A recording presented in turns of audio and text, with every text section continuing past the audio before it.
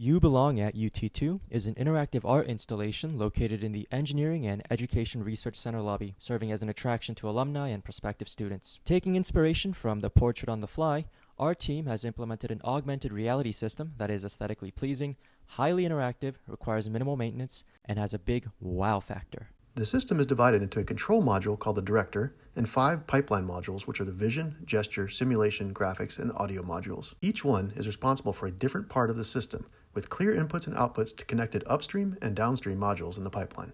At a high level, the system is an interactive real-time simulation which currently runs on Mac OS and Windows. It streams video in depth from an Xbox Kinect, and the frames are processed into edges while being simultaneously analyzed for gesture detection. The edges and gestures are fed to a continuously running simulation of a swarm of bees. The bees land on the edges when over them, while gestures modify the bee's behavior in ways specific to each gesture. Finally, the bee simulation is then rendered to screen while corresponding audio is generated. The Director module is the highest level system which oversees and controls the behavior of all of the other modules. It initializes and starts up each of the modules, runs the main event loop, and reconfigures the modules for different modes of operation on request or when idle. The Vision module uses 2 open source libraries, libUSB and libFreeNect, to read 640 by 480 image and depth frames from the Kinect over USB at a rate of 30 Hz in an independent thread. The raw image data is made immediately available to the gesture module to minimize latency. Simultaneously, the image is then run through 3 transformations using another open source library, OpenCV.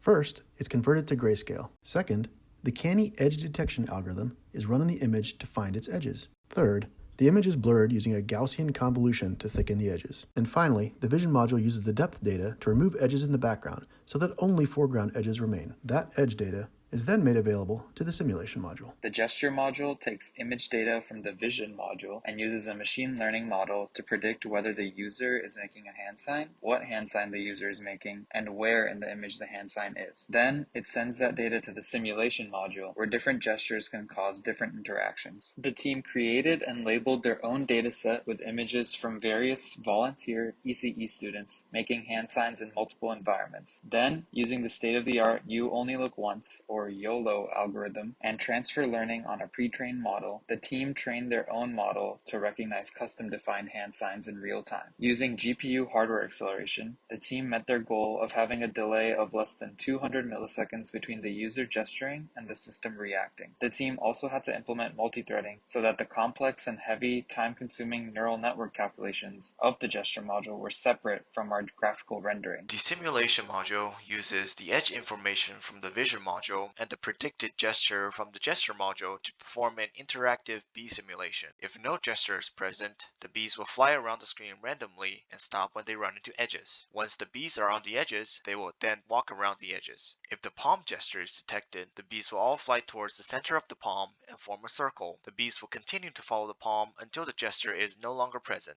When the peace gesture is detected, the bees will enter drawing mode. The simulation will track the peace gesture and draw lines following its path. These lines are used as the edge for the bees to land on. These lines will be deleted after a certain period of time. The audio module is responsible for taking the state data of bees from the simulation module and generating sounds that reflect the bee activities users see on screen. This module is built using the SDL2 API and the SDL Mixer library, allowing for multi-channel audio and easier handling. Independent channel volumes that correspond to bee state proportions and overall mix volume provide 2 layers of volume control that can be easily configured. The graphics module controls how the user sees the simulation. To ensure performance goals of 10,000 plus bees at 60 Hz, the team has decided to build a lightweight graphics engine in C++ using the SDL2 framework. The linkage between the graphics and simulation module is an array of bee objects with XY coordinates. Animation is achieved by cycling through a sprite sheet corresponding to the bee's state. When not detecting motion for over 10 seconds, the system switches to idle mode. In idle mode, the bees swarm to the edges of various UT-related imagery, including the ECE department logo, the UT logo, Bevo, and the UT tower. Give it a test row, but it has 5 airflow.